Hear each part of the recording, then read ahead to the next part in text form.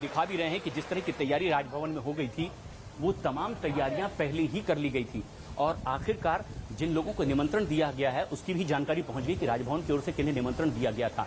देवेंद्र फडणवीस और एकनाथ शिंदे दोनों पहुंचे पूरी योजना के साथ। शपथ ग्रहण की तैयारी राजभवन में पहले ही कर ली गई थी और ये सबसे अहम बात है कि जिस तरह की आशंका जाहिर की जा रही थी कि क्या बैठक होगी उसके बाद सरकार की रूपरेखा तैयार की जाएगी, ऐसा कुछ भी नहीं था क्योंकि तैयारी सारी पहले से ही कर ली गई थी और बहुत कम वक्त के भीतर देवेंद्र फडणवीस और एकनाथ शिंदे ने चंद मिनटों की मुलाकात की और उसके बाद सीधे राजभवन पहुंच गए हैं जहां पर शपथ ग्रहण की पूरी तैयारी।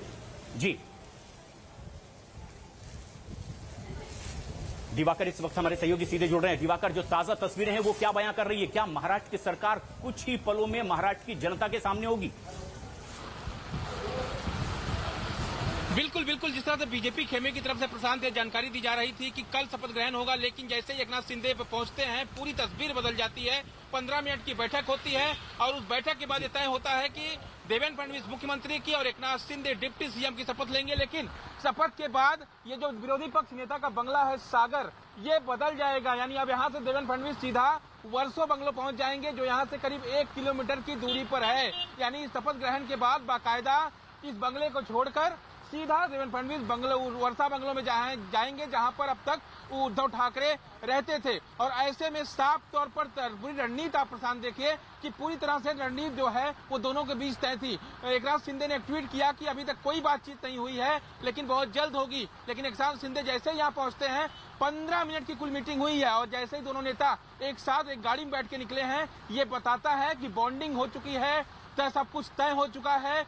बाकी जो मंत्री शपथ लेने वाले हैं, जो जानकारी मिल रही है कि 6 और मंत्री शपथ लेने वाले हैं। ये शपथ ग्रहण कल हो सकता है या कुछ दिनों बाद हो सकता है क्योंकि रणनीति थोड़ी थोड़ी बदली है। तो ऐसे में अब देखना यह अहम होगा क्योंकि आज शाम तक एकनाथ शिंदे को गोवा वापस लौटना है। गोवा वापस लौटने के बाद अपने विधायकों को क्या संदेश देते हैं, क्या बातचीत हुई है उसकी जानकारी देते हैं, यह भी देखना अहम होगा। लेकिन फिलहाल यहाँ पर आप तस्वीरें देखिए कि जो देवेंद्र फडणवीस पिछले 2.5 साल से इसी बंगले में थे विरोधी पक्ष नेता के तौर पर, वो बंगला अब उनका चेंज हो गया है। यानी महाराष्ट्र में जिस तरह से और खासतौर पर मुंबई में जिस तरह से तेज बारिश आज पूरे दिन सुबह से हो रही है, मौसम जरूर अच्छा हो गया है लेकिन राजनीतिक तपिश जो थी वो कल शाम को खत्म हुई जब महाराष्ट्र के पूर्व मुख्यमंत्री उद्धव ठाकरे ने इस्तीफा दिया और तब जाके उन्होंने एक अपील भी की थी कि कोई भी शिव सैनिक एकनाथ शिंदे को ना रोके या जो बागी विधायक है उनको ना रोके, उनके बीच में ना आए, सरकार बनने दे। उसके बाद बाकायदा सुरक्षा व्यवस्था के बीच प्रशांत एकनाथ शिंदे को यहाँ पर लाया गया है और यहाँ पर लाने के बाद बाकायदा बैठक होती है। आती हूँ, बड़ी जानकारी दर्शकों को दे दूं और मैं फिर आपसे सवाल पूछूंगी। इस वक्त की सबसे बड़ी जानकारी यही कि आज ही शपथ हो जाना है और इस वक्त देवेंद्र फडणवीस और एकनाथ शिंदे राजभवन के अंदर है। दिवाकर, मुझे आपसे ये जानना है कि जो हम मीडिया कर्मी अभी अपने दर्शकों तक खबर पहुंचा रहे हैं कि ये पहले से सब कुछ तय था और यही वजह है कि राजभवन के पास भी पूरी तैयारी है।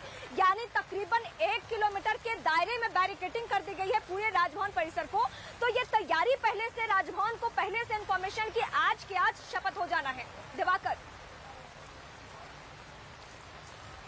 आज देखिए रीमा, साफ तौर पर हम यहाँ सुबह से सागर बंगले पर रिपोर्ट कर रहे थे, बीजेपी खेमे के कई नेता से हमारी बातचीत भी हुई थी। उन्होंने साफ तौर पर यह कहा था कि शपथ ग्रहण कल दोपहर तक हो सकता है, लेकिन जिस तरह से चीजें मीडिया से छुपा कर रखी गई और जिस तरह से एकनाथ शिंदे जब गोवा से निकले थे तभी से देवेंद्र फडणवीस के संपर्क में थे, फोन के जरिए वो लगातार उनकी दोनों की बातचीत हो रही थी और उसी पर यह तय हुआ, जो सूत्र बता रहे हैं कि उसी के आधार पर यह तय हुआ है कि सीएम और डिप्टी सीएम की शपथ आज ही कर लेते हैं, बाकी जो मंत्री हैं उनकी शपथ बाद में हो जाएगी। और जब एकनाथ शिंदे यहाँ पहुंचते हैं बाकायदा राज्यपाल से देवेंद्र फडणवीस बात करते हैं और इस बातचीत के बाद 15 मिनट तक दोनों की बैठक होती है, एकनाथ शिंदे और देवेंद्र फडणवीस की इसी सागर बंगले पर। और सागर बंगले पर 15 मिनट की बैठक के बाद दोनों नेता निकलते हैं। उनसे सवाल भी किया जाता है लेकिन वो किसी सवाल का जवाब बिना दिए राजभवन की तरफ कूच कर जाते हैं। तो ऐसे में सब कुछ रीमा तय पहले से है। बाकी मंत्री कौन है, क्या है, इसकी जानकारी थोड़ी देर में सामने आ जाएगी, लेकिन सब कुछ पहले से तय तमाम हो चुका है। और यही वजह है कि एकनाथ शिंदे अपने स्टैंड से टच से मस नहीं हुए। उद्धव ठाकरे लगातार उनसे भावात्मक अपील करते रहे, लगातार उन्हें चेतावनी देती जा रही कि उनकी सदस्यता रद्द कर दी जाएगी, उन्हें पार्टी से निष्कासित कर दिया जाएगा, लेकिन उनके ऊपर कोई फर्क नहीं पड़ा था। दिवाकर, जिस तरीके से आप बड़ी जानकारी दे रहे हैं, ये एक हफ्ते से जो मैंने गुवाहाटी में रह के तस्वीरें देखी है वाकई यही सच है कि एकनाथ शिंदे किसी भी सूरत में बदलने वाले नहीं थे। जिस तरीके से वो मुंबई से मन बनाकर सूरत और सूरत से गुवाहाटी और गुवाहाटी से गोवा निकले थे, उसके बाद वो आज ही उतरे हैं।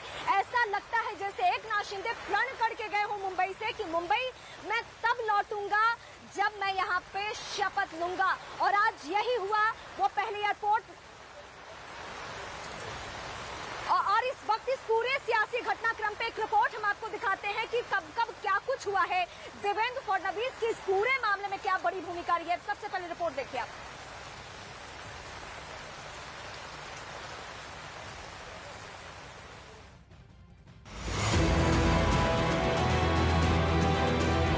मुख्यमंत्री पदाचा देखील त्याग करत आहे।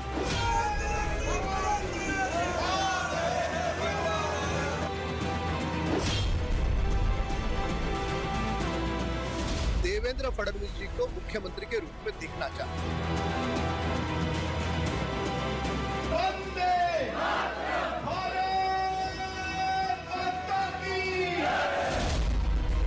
उनको आखिर में इस्तीफा देना पड़ा। मेरा पानी उतरता देख मेरे किनारे पर घर मत बसा लेना, मैं समंदर हूँ लौट कर वापस आऊंगा। सच कहा गया है कि समय बड़ा बलवान होता है। ये अर्श और फर्श का एक झटके में फर्क मिटा देता है, और शायद यही वजह है कि उद्धव ठाकरे के इस्तीफे के बाद महाराष्ट्र के पूर्व सीएम देवेंद्र फडणवीस का वो बयान वायरल हो रहा है जो उन्होंने साल 2019 में महाराष्ट्र विधानसभा में दिया था। वीडियो में देवेंद्र फडणवीस एक शेर पढ़ रहे हैं।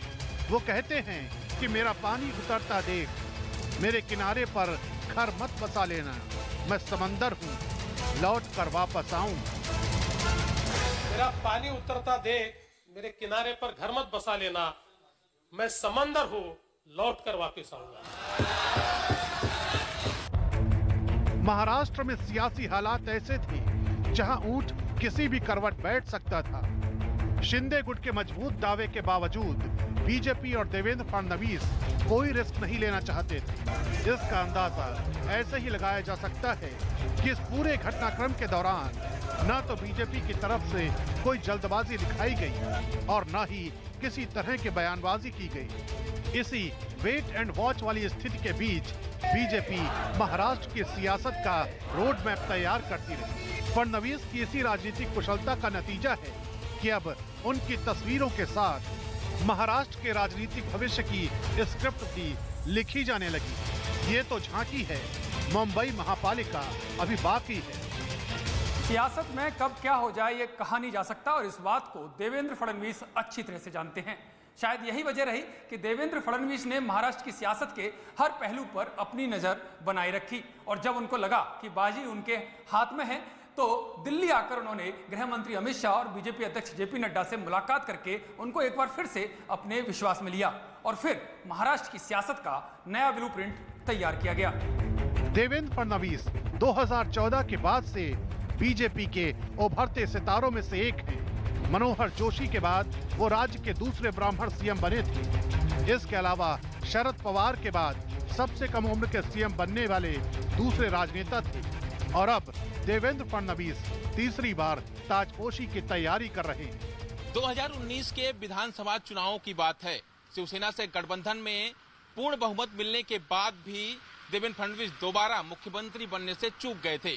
चुनाव नतीजे सामने आने के बाद शिवसेना ने एनसीपी और कांग्रेस से गठबंधन कर लिया था।